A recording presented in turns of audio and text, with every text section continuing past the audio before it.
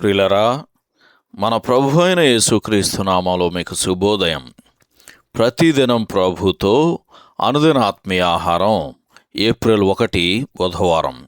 నేటి లేఖన పఠనం సామెతల గ్రంథం 1 అధ్యాయం 1 నుండి 19 వచనాలు. నేటి ధ్యాన లేఖనం సామెతల గ్రంథం 1 అధ్యాయం 2 నుంచి 4 వచనాలు. జ్ఞానమును ఉపదేశమును అభ్యసించుటకును, వివేక సల్లాపములను గ్రహించుటకును, నీతి న్యాయ యథార్థతలను అనుసరించుటయందు బుద్ధి కుశలత ఇచ్చు ఉపదేశమునందుటకును, జ్ఞానము లేని వారికి బుద్ధి కలిగించుటకును, యవనులకు తెలివియు వివేచనయు పుట్టించుటకును తగిన సామెతలు. వ్యాఖ్యానాంశం: యవనులకు తెలివినిచ్చు సామెతల గ్రంథము. వ్యాఖ్యానాంశం: యవనులకు తెలివినిచ్చు సామెతల గ్రంథము. వ్యాఖ్యానం: జ్ఞానముతో నిండిన సామెతల గ్రంథాన్ని మనకు అందించటానికి దేవుడు మనుషులందరికంటే జ్ఞానవంతుడైన సొలొమోనును వాడుకున్నాడు అని రాజులు 1 గ్రంథం 4 అధ్యాయం 29 వచనంలో చదువుతాం. ఈ గ్రంథము అన్ని వయసుల వారి కొరకు ఉద్దేశించబడినప్పటికీ యవనుల కొరకు ప్రత్యేకముగా వ్రాయబడింది అని సామెతల గ్రంథం 1 అధ్యాయం 4 వచనంలో చదువుతాం. అవును, వివేచించి నిర్ణయం తీసుకోగల వయసు వచ్చిన ప్రియమైన యవన విశ్వాసి, ఈ గ్రంథము నీ కొరకే ప్రత్యేకముగా రాయబడింది.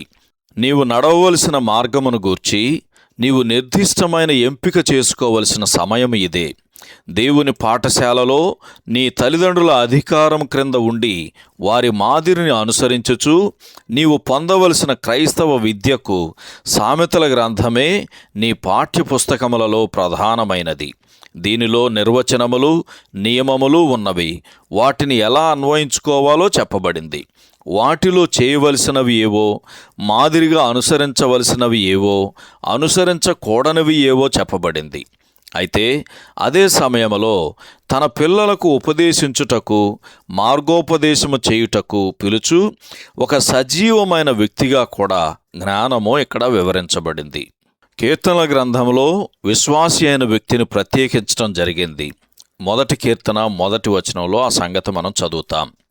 ఆ విధంగానే ఇక్కడ కూడా కుమారునికి ఇవ్వబడిన మొదటి హెచ్చరిక ఏమంటే, మాతో కూడా రమ్ము అనువారు ప్రేరేపింపగా నా కుమారుడా ఒప్పకము అను హెచ్చరికతో ప్రారంభమైనది.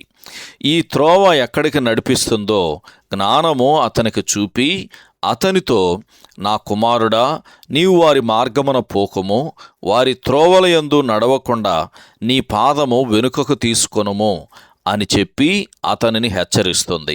సామెతల గ్రంథం 1 అధ్యాయం 15 వచనం, అలాగే ఎఫెసీయులకు రాసిన పత్రిక 5 అధ్యాయము 11 వచనం కూడా ఈ సందర్భంలో చదవండి.